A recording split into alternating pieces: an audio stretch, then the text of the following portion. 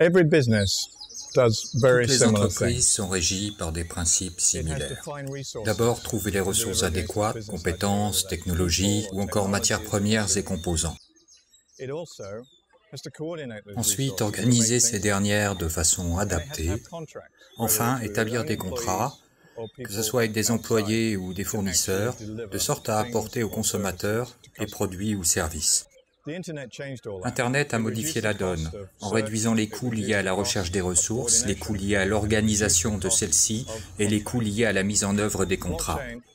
La blockchain permet de faire la même chose, en mieux.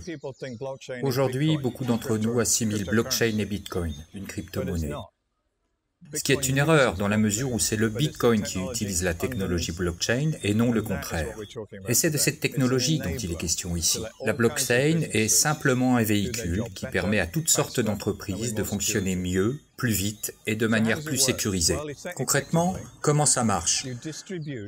La blockchain diffuse sur l'ensemble d'un réseau d'ordinateurs un contrat passé entre des personnes et ou des entreprises. Admettons par exemple que je veuille vendre ma voiture. Je passe un contrat avec un acheteur, Laurent.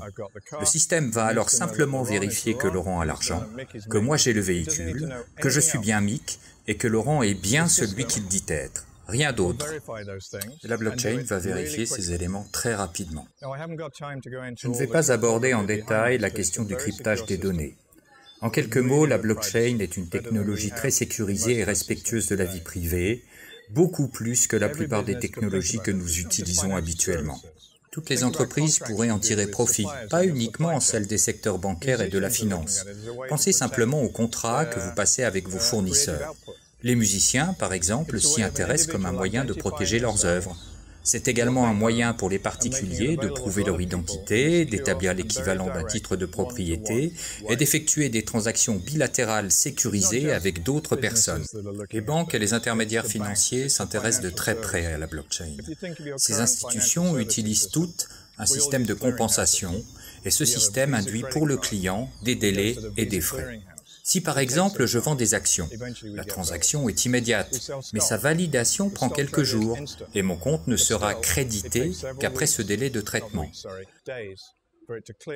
La blockchain offre la possibilité d'effectuer ces actions de manière beaucoup plus rapide et sécurisée.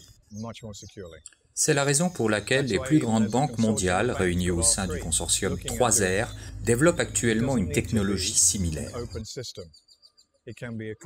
Que le système soit ouvert ou contrôlé par un consortium qui en restreint l'accès à ses seuls membres ne fait aucune différence en termes de sécurité, de rapidité, de confidentialité et de fiabilité.